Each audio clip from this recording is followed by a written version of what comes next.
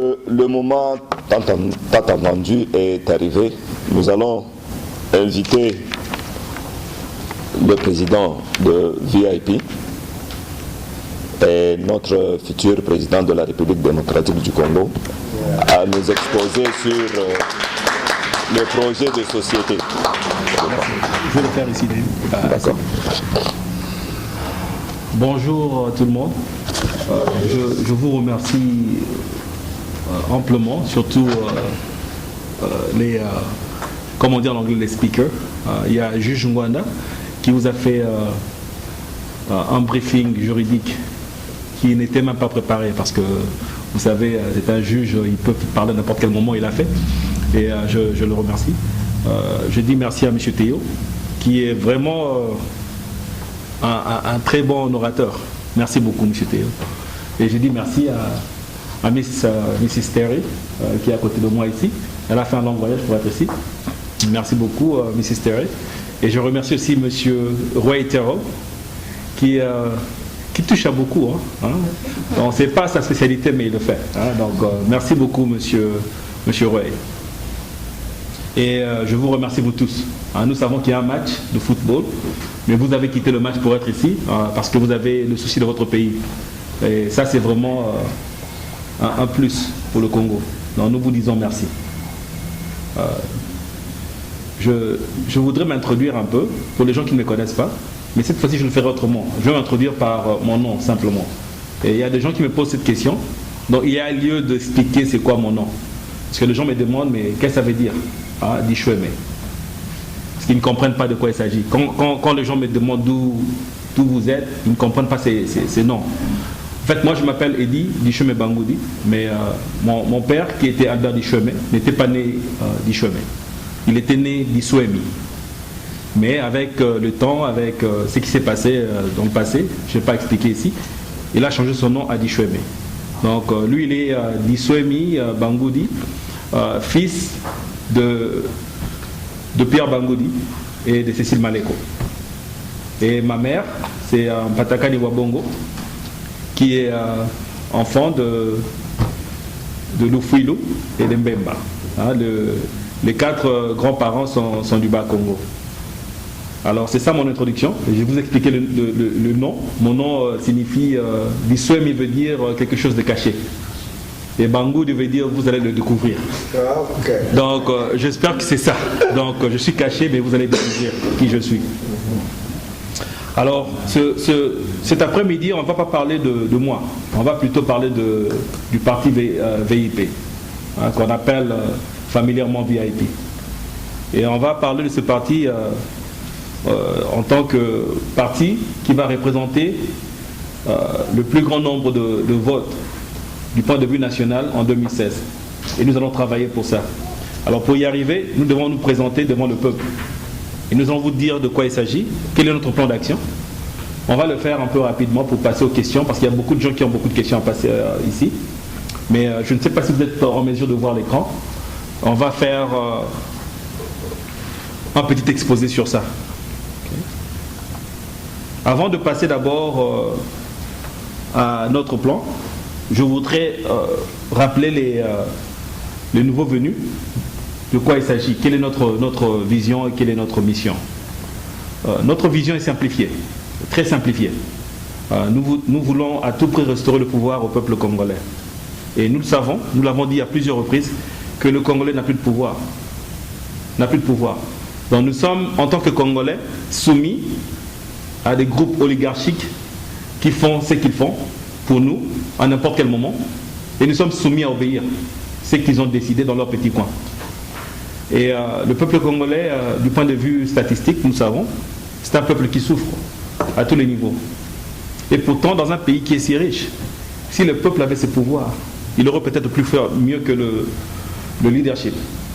Alors nous voulons restaurer le pouvoir au peuple congolais. Ça, c'est notre première partie de la vision. Nous voulons diviser la charge du travail et partager les bénéfices. Donc vous aurez beaucoup entendu parler de la division du travail, comme M. Théo a mentionné.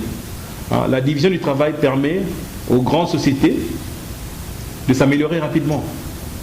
Il nous faut à tout prix faire ce que nous pouvons faire en tant qu'experts dans notre coin d'expertise. On ne peut pas sauter, comme on le fait au pays, de fonction en fonction.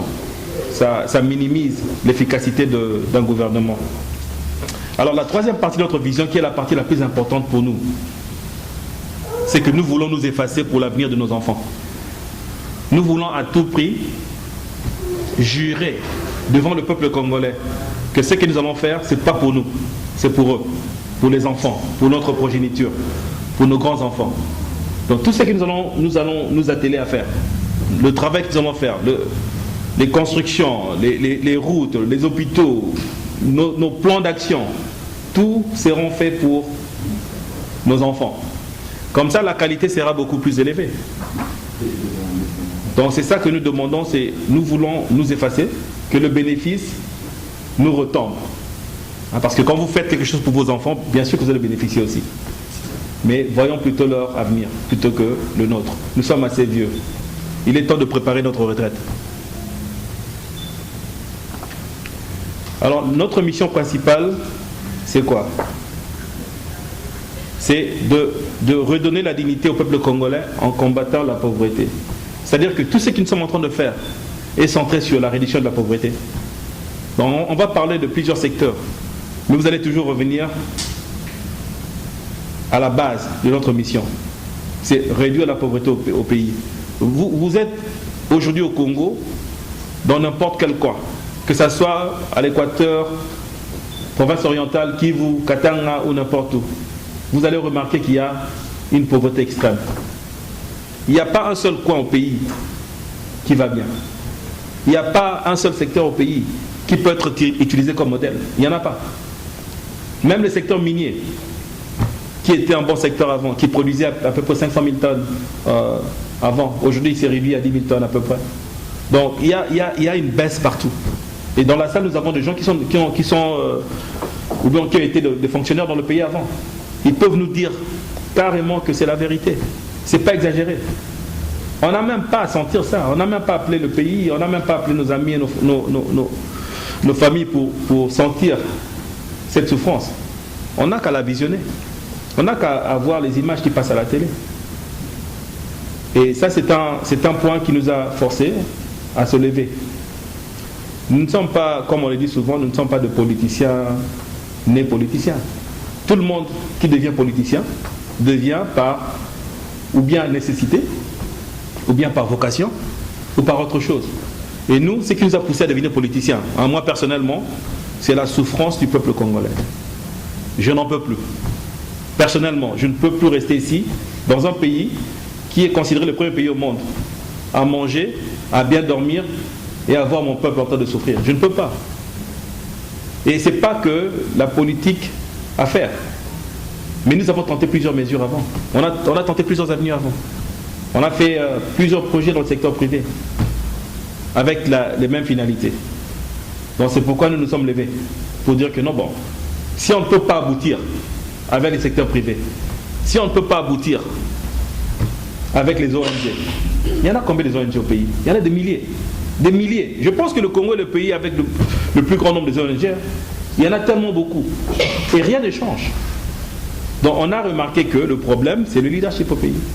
Le problème, c'est le leadership. Et il faut changer ce leadership. Alors c'est pourquoi on a dit non, on va se lancer dans la politique et on va vous dire ce que nous allons faire en quelques mots. Alors vous vous demandez sûrement, comment allez-vous gouverner alors? Si vous blâmez le leadership, si vous dites que c'est le leadership qui est le problème, qu'est-ce que vous allez faire comme changement? Bon. On va le donner en détail dans plusieurs débats, mais ici on va les donner en grande ligne. Parce qu'un secteur demande beaucoup de temps pour en discuter. Il y a beaucoup trop de détails. Mais on a donné un discours il y a quelques semaines, et c'était fait exprès, on avait pas mentionné la défense nationale.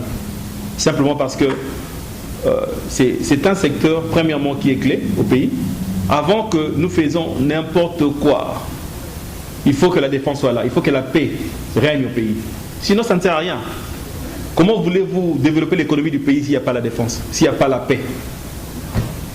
Impossible. Et nos gens qui vivent dans l'est du pays peuvent nous le dire. La plupart ont quitté leur maison, de belles maisons. Mais ils ont quitté pourquoi? Parce qu'il n'y avait pas la paix. Et la guerre, c'est comme un volcan. Quand ça vient, vous devez partir. Il n'y a pas d'autre moyen. On ne peut pas résister. Et si on analyse les causes de cette guerre, il y en a beaucoup trop. On peut se mettre à en discuter jusque demain. Mais nous pouvons faire des promesses au peuple congolais. Et une des promesses, c'est quoi? C'est que nous allons avoir une défense nationale avec un seul objectif: protéger la RD Congo.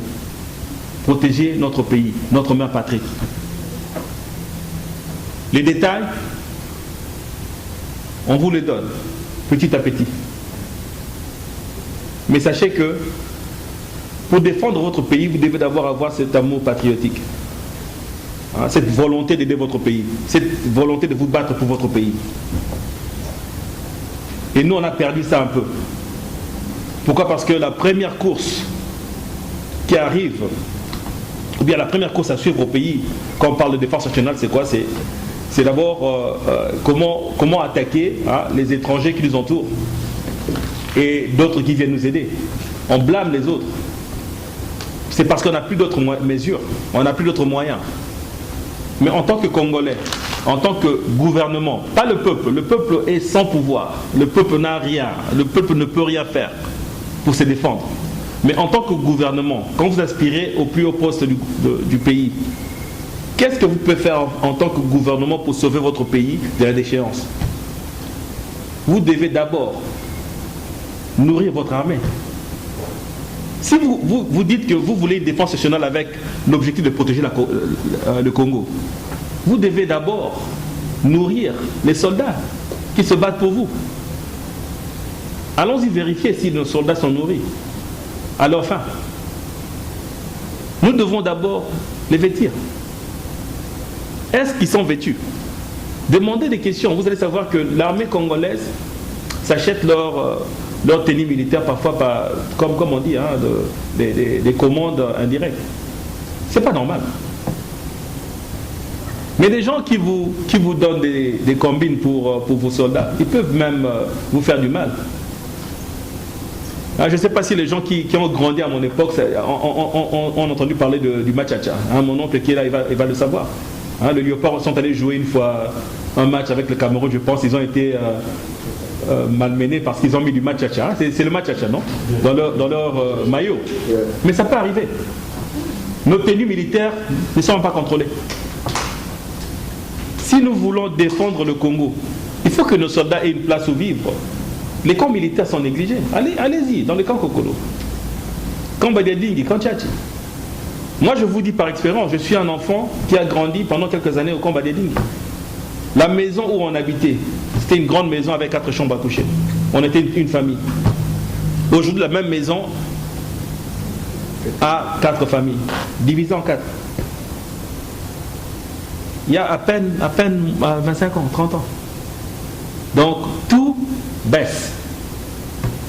Alors, si nous voulons défendre le Congo du point de vue armé, ils doivent être fournis. Ils doivent être fournis. Les soldats doivent avoir des armes. Mais non seulement les armes, ils doivent être entraînés. Parce qu'on dit on va défendre le Congo. Je m'attarde sur la défense, on ne va pas s'attarder sur les autres sujets. Nous voulons défendre le Congo. Et on va s'acheter quoi? Des MiG, on va acheter des avions, des Américains et tout. Des milliers d'avions. Et on le met au Congo. Qui va piloter ces avions? Est-ce qu'ils sont entraînés à les piloter? Et même s'ils savaient les piloter, est-ce qu'ils vont bien se battre dans ces milieux s'ils ne sont pas entraînés pour longtemps? Donc ce sont là les questions qu'on se pose et ce sont là les solutions que nous allons proposer pour arriver au point où on va défendre notre pays. Donc nous devons penser d'abord à la base pour arriver au sommet. En parlant de secteur de développement, nous allons nous concentrer sur 3 secteurs clés. L'agriculture, la technologie et le tourisme. La raison pour laquelle on a dit que ce sont des secteurs clés, M. Théo m'a posé cette question hier, c'est pas par là qu'on va commencer. Il faut vraiment être clair sur ça. Parce que pour avoir l'agriculture, pour avoir la technologie, pour avoir le tourisme, il faut d'abord construire. Il faut des préalables, comme il a si bien dit. Mais vous savez, quand vous avez un plan d'action qui n'a pas une finalité, le plan d'action souvent tourne en rond. Okay? Il nous faut un plan d'action qui va avoir une finalité. C'est-à-dire quoi? C'est-à-dire que quand vous construisez des routes, vous les construisez pourquoi? Est-ce qu'on peut construire une route qui va de Kinshasa jusqu'à Mbandaka pour rien? Non, mais il faut qu'il y ait un objectif. Et c'est ça, l'agriculture, la pêche et l'élevage, c'est un secteur que nous allons développer, mais nous allons créer un système qui va générer une réaction en chaîne au long de l'année. C'est-à-dire quoi? C'est-à-dire que l'agriculture elle-même est un secteur qui est très vaste. En tant que Congolais, nous n'avons jamais vu une agriculture industrialisée au pays. Parce que l'agriculture industrialisée utilise plusieurs secteurs au même moment. C'est-à-dire quoi? Ça utilise les transports, ça utilise des gens qui font le marketing, qui vendent ce produit au marché, ça utilise des distributeurs, des exportateurs, des marins qui doivent emmener ces marchandises en Europe et autre part. Ça amène des économistes qui doivent parler avec des marchés internationaux pour savoir vendre nos denrées alimentaires autre part. Donc c'est pourquoi nous disons que non, c'est un système qui génère une chaîne d'action au long de l'année. Ce n'est pas seulement la sémence et la récolte. L'agriculture, c'est plus que ça. C'est la sémence, la récolte, la distribution, la mise en boîte, hein, l'étiquetage, la distribution, c'est tout ça. Et non seulement ça, c'est la sécurité alimentaire. Il y a toute une industrie de sécurité alimentaire. C'est-à-dire quoi? C'est que notre nourriture doit être jugée bonne à consommer. Et il nous faut des inspecteurs. Des gens qui vont pour voir si la nourriture est abîmée. Nous avons souvent des nourritures qui viennent d'autres pays qui sont complètement déjà pourries. Et c'est ça qui englobe notre vision par rapport à ces secteurs. Technologie, même chose. Nous voulons arriver à avoir une technologie qui va mettre en œuvre la fibre optique qui a été plantée au Congo cette fois-ci. Mais pour y arriver, nous devons à tout prix comprendre quel est notre objectif final.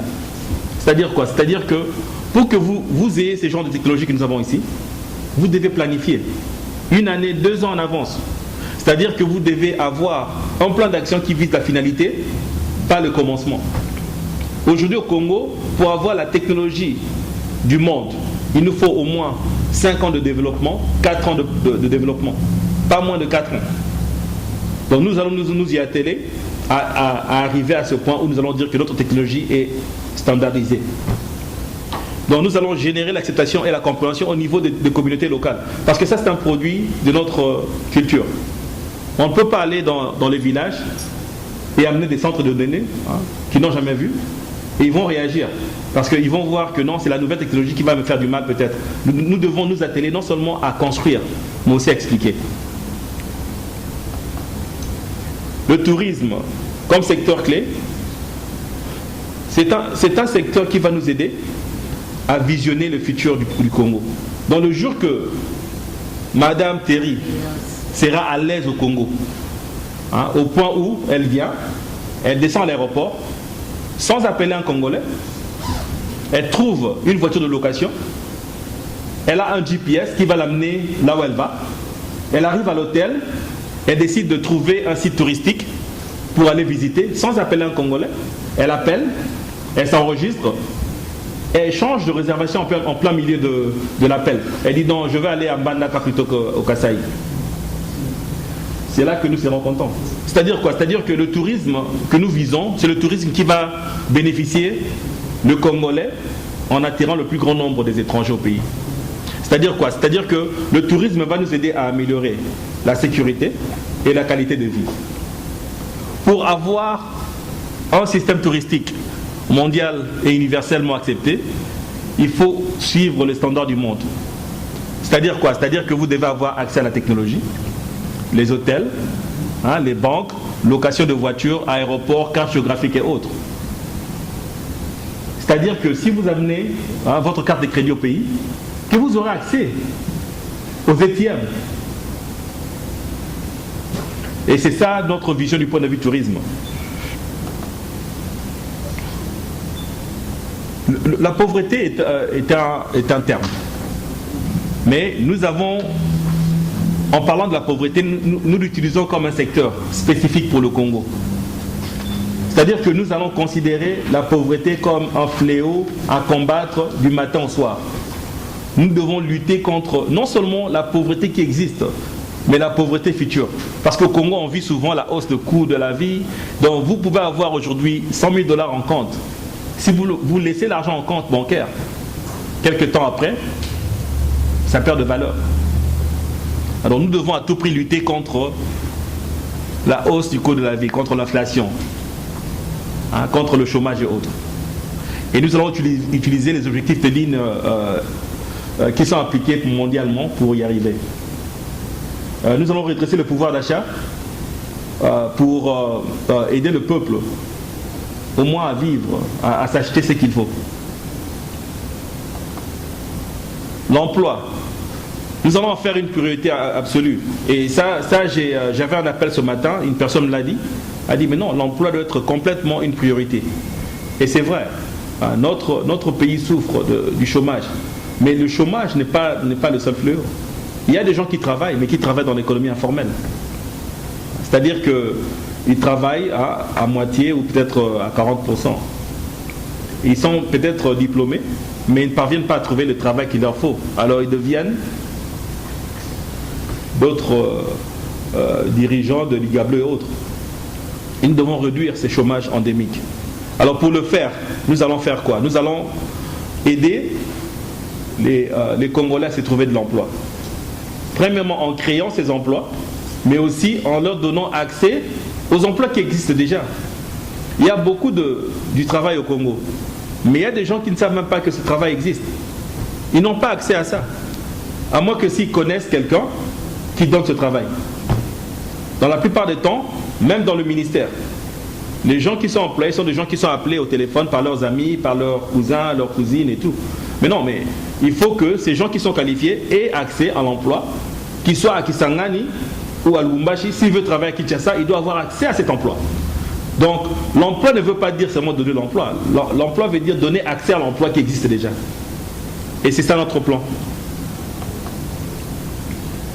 En parlant de l'économie, l'économie actuellement au pays, on parle du cadre macroéconomique qui a accru à 2%, à deux figures, à peu près à 10%. Ce qui est bon, c'est bon pour les Congolais, mais ils ne le sentent pas. Les Congolais qui vivent au pays n'ont pas encore senti cette croissance. C'est parce que la politique économique au pays n'est pas au service de l'emploi. Si vous mettez l'économie au service de l'emploi, ça va arriver, parce que l'économie doit créer premièrement du travail.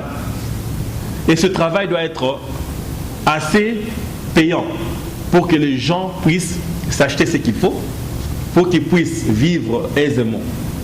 Alors l'économie, pour arriver à atteindre le plus bas niveau de la population, on doit tout simplifier au pays. On doit simplifier le système fiscal. On doit simplifier le système bancaire. On doit alléger le coût d'entreprise. Quelqu'un qui veut créer une entreprise doit avoir l'opportunité de le faire. Le Congo, pour le moment, est l'un des pays les plus compliqués pour créer une entreprise. Ça, c'est connu.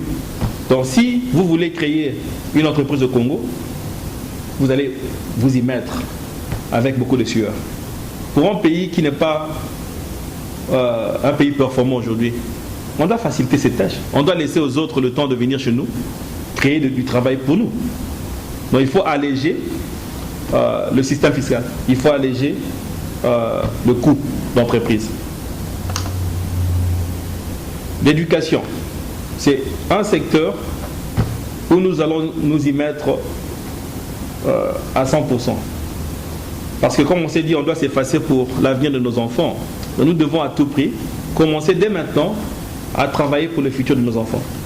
Nous avons remarqué que le Congolais ont baissé du point de vue éducatif, plutôt, parce que l'éducation n'a plus le matériel qu'il faut pour enseigner comme il faut. Il y a un manque de matériel, il y a un manque de laboratoire, il y a un manque de syllabus, il y a un manque de programme, il y a un manque de constance, il y a la pauvreté qui tue le système éducatif. Les professeurs viennent en bus, en foula, ils arrivent à l'école, ils sont fatigués, ils sont en train de transpirer. Et c'est un problème.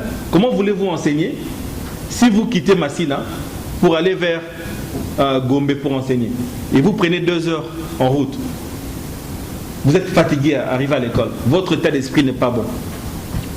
Donc il faut considérer d'abord les petites choses avant de considérer les grandes choses. Donc c'est ce que nous demandons, c'est non seulement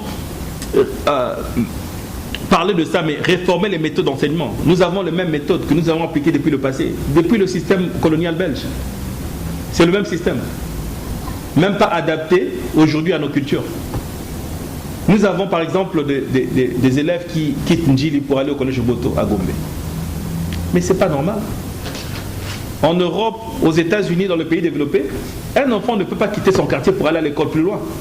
Il faut une permission spéciale. Ou bien il faut une école privée. Parce que quand vous quittez votre quartier pour aller autre part, il faut qu'il y ait des ressources. Alors pour arriver à ce point, nous devons non seulement considérer le système actuel, nous devons considérer le système futur. Comment nous pouvons faire pour que Njili ait des écoles aussi renommées que le collège Boto, à Njili. Comme ça, les élèves vont à Njili plutôt que d'aller au collège Boto. Comment faire pour qu'un élève qui est à Bukavu ne trouve pas la nécessité de quitter Bukavu, aller à Kisangani pour se spécialiser dans une école technique? Non. Qu'on fasse de Bukavu une place où tout le monde peut y aller et avoir l'éducation propice aux standards internationaux. Donc il nous faut de nouvelles méthodes. La santé, nous devons à tout prix garantir l'accès à la santé pour tous les Congolais. Au début, c'est difficile, parce qu'il vous faut de l'argent dans tout. Mais si vous avez ça comme objectif, c'est faisable.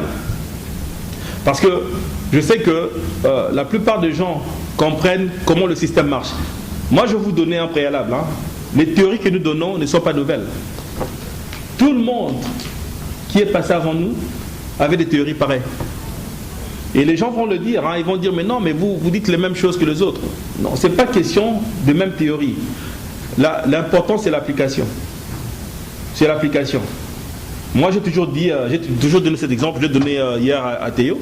Je dis, si vous donnez à Madame Terry l'Imfumbwa, et vous dites, Madame Terry, voici l'Imfumbwa, voici l'huile de palme, et voici le sel, préparé. Et vous donnez ça à mon épouse, ma charmante épouse qui est là, Elisabeth. Et vous lui donnez le même Fumbwa. Fumbwa, huile de palme et sel, préparé. Même théorie, même matériel, même équipement, même température de réchaud. Donnez 2-3 heures et venez manger la nourriture de Madame Terry, si vous allez manger. Ce sont les mêmes théories, mais c'est l'application qui est différente. Quand on dit que nous voulons que tout le monde ait accès à la santé, on veut ça, c'est un vœu, c'est une volonté que tout le monde veut achever. Mais le problème c'est quoi? C'est l'application. Comment y arriver le plus vite que possible? Avec la plus grande qualité. Et à quel niveau? À quel standard? Le standard doit être universel. Nous sommes fatigués de vivre le standard congolais. Que les gens disent toujours que non, le bus congolais, ils ont bisoté. Ils ont congolais, ils ont congolais, les araboïtés. C'est pas ça. Au monde, c'est pas comme ça. Nous avons trop vécu dans la misère. Ce qu'il nous faut maintenant, c'est quoi? C'est avoir un standard universel. Ou si vous allez en voyage à Kananga et que vous avez une crise de dialyse, que vous ne rentrez pas rapidement à Kinshasa. Non. Et c'est ça qu'on appelle santé universelle. Donc nous devons utiliser des technologies de dossiers de santé électronique pour améliorer la qualité et la sécurité et aussi l'efficacité en matière de santé. Pourquoi nous disons ça? Moi, je regardais à la télé il y a quelques jours, il y a un frère qui est mort qui s'appelle Aimé Makengo. Et sa femme, je pense que c'est sa femme ou sa soeur qui disait que non, mais quand nous sommes arrivés à l'hôpital, les médecins qui traitaient le monsieur ne savaient pas quoi faire, pas parce qu'ils ne sont pas capables, mais parce qu'ils sont arrivés en regardant le malade. Ils ont passé quelques 30-45 minutes à converser entre eux pour savoir de quoi il s'agissait. Ils avaient quelques documents en papier qu'ils regardaient. Et elle criait, elle disait, mais non, mais elle a un problème de sang, elle a un problème de sang. Ah non, il a un problème de sang. Et eux, ils disaient, mais non, mais on cherche ça dans le document. Donc vous savez combien 45 minutes sont nécessaires pour la vie de quelqu'un.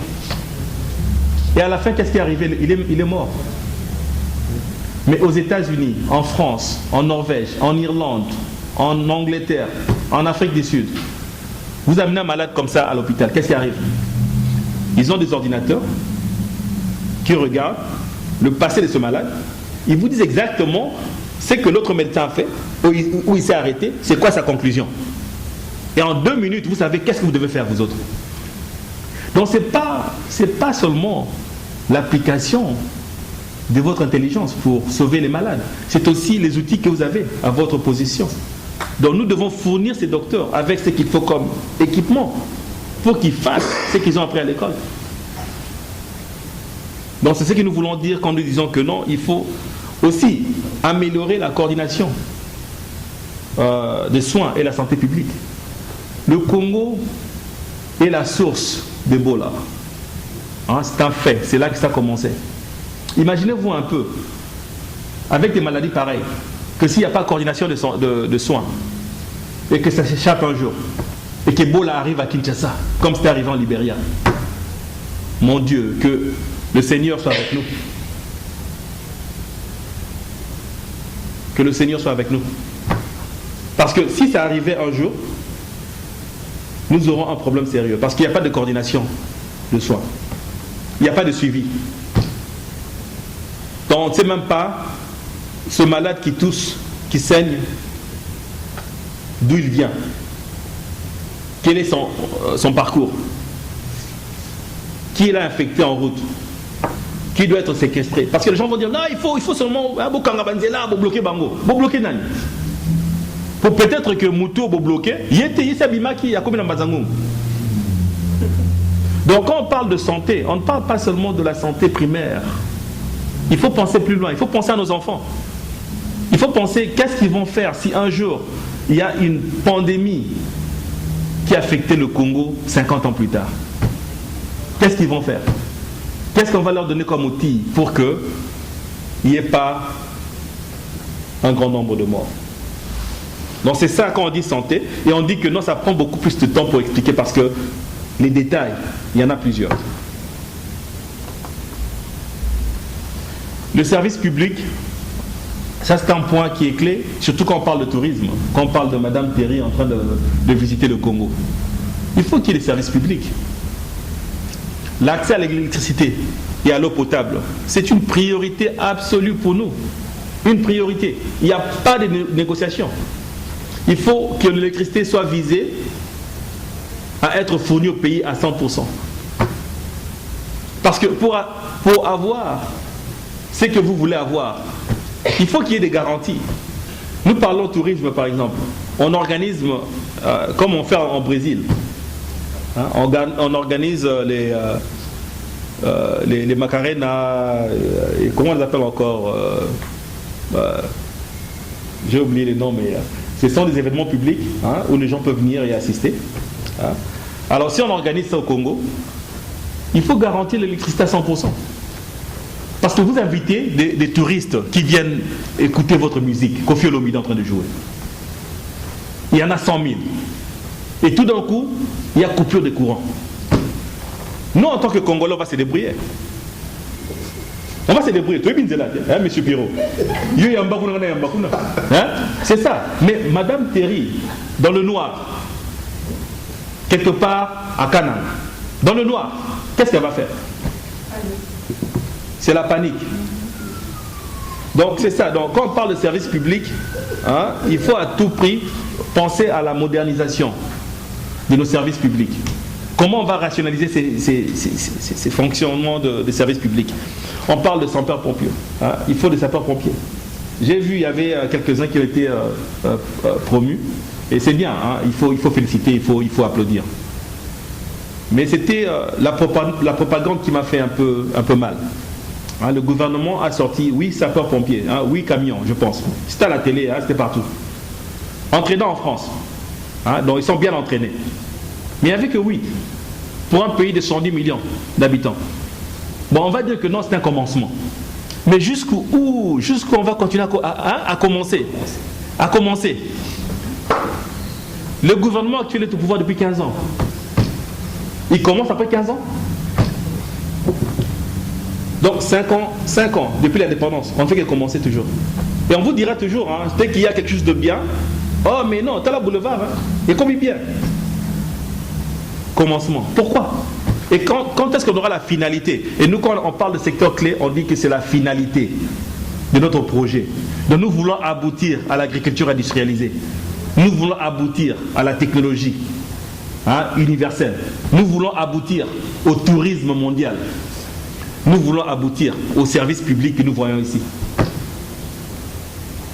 Nous voulons que la collecte des ordures ne soit pas une science. C'est une science au pays. C'est une science, je vous le dis sincèrement. Il y a des moyens, ils essayent. Il y a des fois, ils ont créé des systèmes qui ont marché pendant 2-3 semaines et les gens ont applaudi. Mais revenez après 3 semaines, 4 semaines, ça devient encore un plus grand problème. Il y a un stade à Massina qui a été libéré complètement pour que les gens y versent leurs ordures. Parce qu'ils venaient récupérer ça chaque semaine. Et aujourd'hui, vous y allez, le stade est plein d'ordures. Il n'y a plus de récupération. Donc il y avait un commencement, il n'y avait pas de finalité. Les parcs nationaux.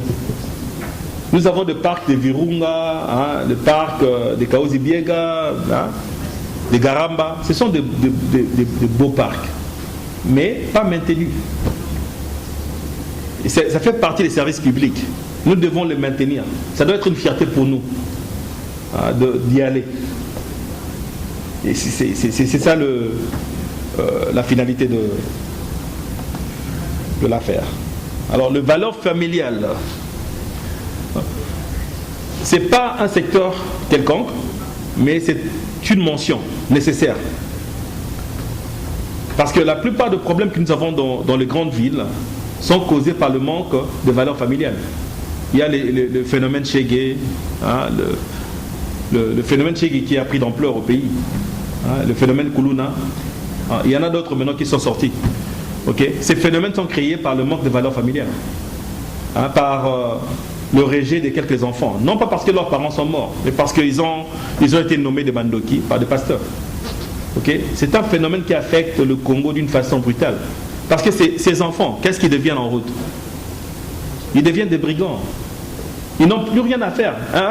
Un enfant qui a 18 ans, 16 ans, qui n'a jamais été éduqué, il doit survivre. Qu'est-ce qu'il va faire s'il vous voit venir la nuit à minuit? Et on parle de sécurité comme une couverture du pays. Nous devons penser à ça. Nous devons penser à la retraite. Nos parents, parfois ils vivent bien au début. Ils ont de l'argent, mais à la fin, l'argent s'épuise. Et s'ils n'ont pas d'enfants, ils deviennent aussi des sans-abri, où ils rentrent au village. Mais quand ils rentrent au village, ils doivent manger. On voit des parents à 70 ans aller faire des bilangas. Des bilangas. Parce qu'il n'y a pas de retraite, il n'y a pas d'assurance vieillesse. Il n'y a pas de couverture, il n'y a pas de parapluie pour leur vie. Et c'est de ça que nous parlons. Et enfin, pour finir, avant de passer à la page finale, c'est la justice. Nous voulons à tout prix restaurer l'état de droit. L'état de droit au pays n'existe pas. C'est vraiment une vérité qui n'est même pas à discuter. Nous avons un juge à côté de nous, il vous dira sincèrement qu'il n'y a pas d'état de droit. Donc, si il y a une justice, c'est une justice pour les uns et pas pour les autres. Donc, si vous êtes, vous le savez, si vous êtes général, que ce soit général d'armée ou général de police, l'essentiel que vous ayez des étoiles, n'importe quoi est permis. N'importe quoi. Il n'y a pas de contravention, il n'y a pas de ticket en route. Vous pouvez conduire à 100 000 km à l'heure, si c'était possible. Personne ne va vous arrêter. Et c'est ça le problème au Congo. Okay? Nous devons, ce n'est pas la faute de ces personnes qui abusent du système. Eux, ils vivent dans un système, ils sont comme des poissons dans l'eau. Ils nagent, ils bénéficient de ce système. Mais en tant que leadership, en tant que gouvernement, il faut qu'il y ait des limites. Quand vous allez au Congo aujourd'hui, il y a des taxibus de foula qui roulent en ville avec des gens en train de se balancer comme ça. Mais est-ce qu'il n'y a pas de policiers? Est-ce qu'il n'y a pas de ministres? Il n'y en a pas qui voient ça? C'est que c'est permis pour eux. Hein, donc, parce qu'il n'y a pas d'état des droits. De temps en temps, ils ont quelques lois qui sortent. Hein, que voilà, bon, à partir d'aujourd'hui, 10 personnes par minibus, pas plus. Une loi pareille, à quoi bon ça sert? À quoi bon ça sert? Hein, il faut à tout prix qu'il y ait une indépendance effective de la justice vis-à-vis des pouvoirs législatifs et exécutifs. C'est-à-dire que un monsieur qui est juge, qui est avocat, doit avoir la priorité dans ses services judiciaires par rapport à un politicien. C'est son bureau, c'est son cadre. S'il est juge, qu'il soit impartial, qu'il gouverne selon ses fonctions. Et c'est ça que nous demandons. Alors pour y arriver, il faut améliorer les budgets judiciaires. Il faut que ces gens soient servis. Hein, les magistrats, les greffiers, les huissiers, les autres, ils doivent être servis. C'est bon. Donc c'est ça. Donc il nous faut nécessairement respecter les lois et les règlements. Il y en a beaucoup. C'est pas comme si on manquait de lois dans le code pénal. Les juges sont là pour témoigner. Nous avons beaucoup de lois déjà. Il faut seulement le respecter. Il faut appliquer la Constitution. Si la Constitution vous demande de quitter le pouvoir après 2 mandats, quittez. On n'a pas besoin de dialogue pour ça. On n'a pas besoin de parler pour arriver à cette conclusion. Donc c'est ça. Je vous remercie. Comme j'avais dit, c'est très difficile de parler d'un sujet très important comme le plan d'action avec 1 heure ou moins. Mais on a essayé le mieux de passer à quelques conclusions. Et on va finir avec le mot de la fin aujourd'hui, c'est que nous devons tous être les architectes de notre futur. Okay? L'avenir de la nation est entre nos mains. Nous avons trop attendu. Nous sommes arrivés à un point où, si nous ne faisons rien, rien ne va se passer. Parce que le système actuel n'est pas un bon système. Nous allons attendre encore 50 ans pour que le pays sorte de ce coin. Et je vous remercie.